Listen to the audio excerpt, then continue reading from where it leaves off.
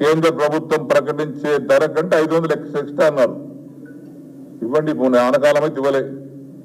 ఎందుకంటే నిన్న మొన్నటిదాకా రైతులు అమ్ముకున్నారు కొన్ని జిల్లాలో ధాన్యం, దానికి ఇప్పటిదాకా ఇవ్వలే, రూపాయి ఇవ్వలే. అదేవిధంగా పెన్షన్స్ పెంచుతామంటున్నారు. ఇది ఎందుకు అడుగుతున్నామంటే ప్రజాప్రభుత్వం అనుకున్నటువంటి వారు ప్రజాస్వామ్యంలో గెలిచిన తర్వాత ఒక్కొక్కటిగా మీరు అమలు చేయండి. మీకు గుర్తు చేస్తున్నాం ఇవన్నీ. మేము ఈర్ష్యపడతలేం. మేము గెలిచినా ఓడినా ప్రజాపక్షం మాది. ఓడిమని బాధ లేదు మాకు. మేము కూడా 39 మంది శాసనసభ్యులు ఉన్నాం.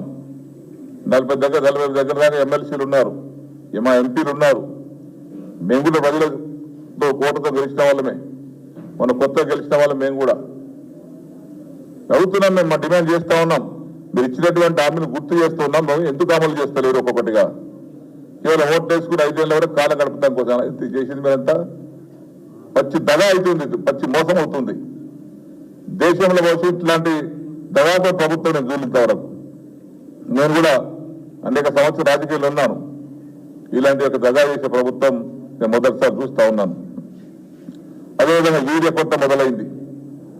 మొదటిసారి మళ్ళా నేను నిర్మల్ జిల్లా చెప్పులు అడ్డం పెట్టుకొని ఎవరో క్యూర్ నిలబడ్డారు. అక్కడ పోలీసు యంత్రాంగం అడ్డం పెట్టుకొని యూరియా పంపించేస్తా ఉన్నా. మరి 10 ఏళ్ళు బీఆర్ఎస్ గవర్నమెంట్ లో యూరియా కొరత లేదు, ఇప్పుడు యూరియా కొరత మొదలైంది. అంటే దీనికి అవగాహన లేదు, దూరదృష్టి లేదు. అదేవిధంగా నిరుద్యోగ భృతి ఫోన్ ఎక్కడ ఉందా? నిరుద్యోగ భృతి ఆయన అడిగితే ఆయన లేదు అంటాడు. ఆయన ఎవరు? భట్టి విక్రమార్క. ఏంటి ఎక్కడ చెప్పినా? ఎవరు చెప్పారు? మా నాయకులు ఎక్కడ ఎవరు చెప్పలేదే. మేము ఎక్కడ మాట వేయలే అన్నారు.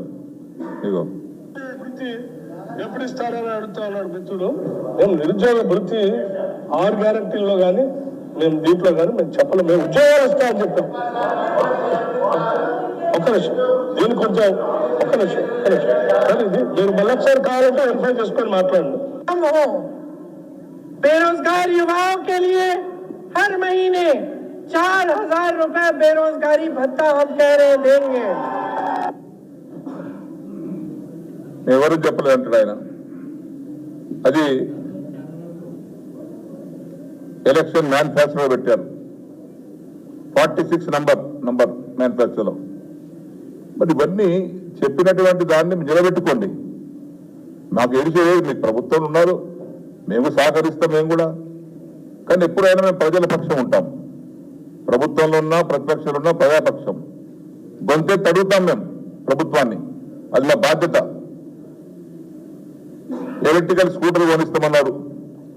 18 ఏళ్ళు దాటినటువంటి విద్యార్థులకు, యువకులకు ఎలక్ట్రికల్ స్కూటర్ కొనియండి. వాళ్ళు మంచి హాయిగా ఈ బస్సుకు రా తప్పుతాయి, హాయిగా ఇంటికి పోయేస్తారు, కాలేజీ పోయేస్తారు. కొనియండి. అదేవిధంగా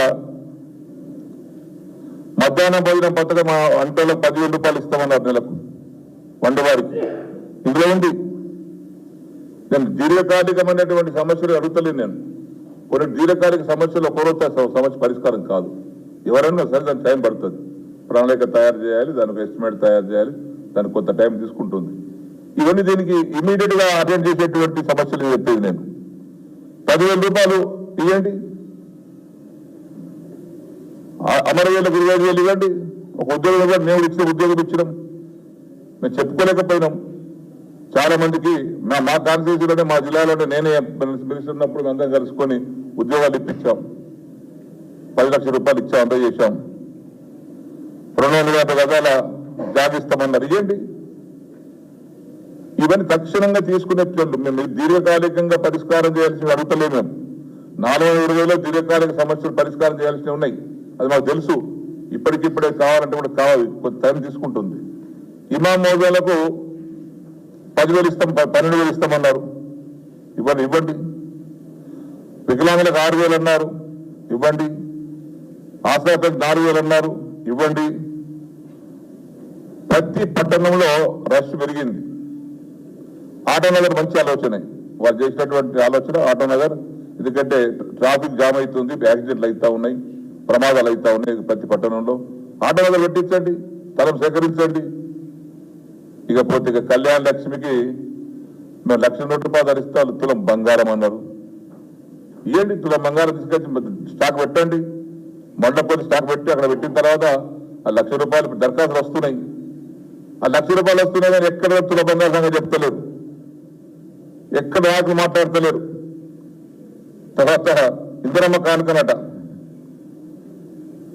అదేవిధంగా మాజీ సర్పంచుల 15,000 రూపాయలట, మాజీ వార్డు మెంబర్లకు గౌరవ వేతనం ఇవ్వండి.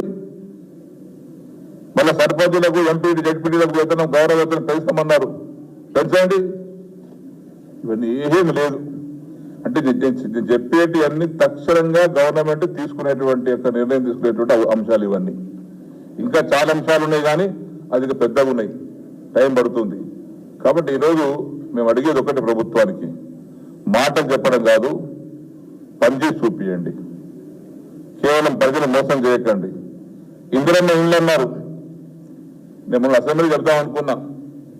నా కాన్స్టిట్యున్సీలో ఇందిరమ్మ ఇళ్ల పేరుతోటి గతంలో రాజశేఖర రెడ్డి గారు ముఖ్యమంత్రి ఉన్నప్పుడు ఇందిరమ్మ ఇళ్ళు అని చెప్పి శాంక్షన్ చేశారు.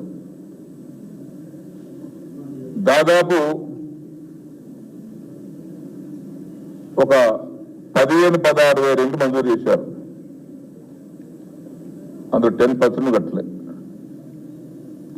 నాట్ ఈవెన్ 10% కట్టలే, 90% బోగస్. కట్టకుండా బిల్లు చెప్పుకున్నారు. నా కాన్స్టిట్యూన్సీ జైలుకు పోయినారు, నాయకులు జైలుకు పోయినారు, ఉద్యోగస్తులు డిస్మిస్ అయ్యారు. పాపం ఉద్యోగం పోయింది వాళ్ళది. మళ్ళా ఇందిరమ్మ ఇల్లు నా విధంగా కానియకండి. మళ్ళీ ఇందిరమ్మ పేరు పెట్టారు 5 లక్షల స్కీమ్ కోసం. పేదవాళ్ళు గుర్తించండి, న్యాయమైనటువంటి వారిని గుర్తించండి, అర్హులను గుర్తించండి, వారికి అలాట్ చేయించండి. కట్టిస్తారా కట్టించండి, వాళ్ళు ఎట్లా విధి విధానాలు తయారు చేయండి. ఇక విధి విధానాలు తయారు కాలేదు. కాబట్టి నేను ఒకటి అడుగుతున్నాను ఈ ప్రభుత్వానికి, ఈ యొక్క స్వయం ప్రజాపాలన అన్నారు, ఏం చేశారు, ఏం సాధించారండి? 1,20,00,000 దరఖాస్తులు వచ్చినాయి నేటికి. ఈరోజు అయిపోయింది, నిన్నటికి క్లోజ్ అయిపోయింది.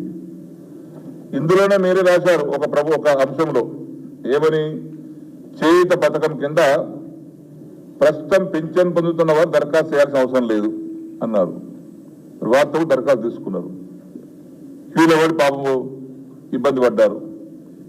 ఈరోజు రైతు బంధు, దాని దరఖాస్తు అవసరం ఉందండి? పోయిన గవర్నమెంట్ రైతు బంధు ఇచ్చిన దరఖాస్తు తీసుకున్నామా? రైతు బీమా దరఖాస్తు తీసుకున్నామా? పెన్షన్ దరఖాస్తు తీసుకున్నామా? కళ్యాణ లక్ష్మి దరఖాస్తు పెట్టుకుంటూ ఇచ్చేసినాం.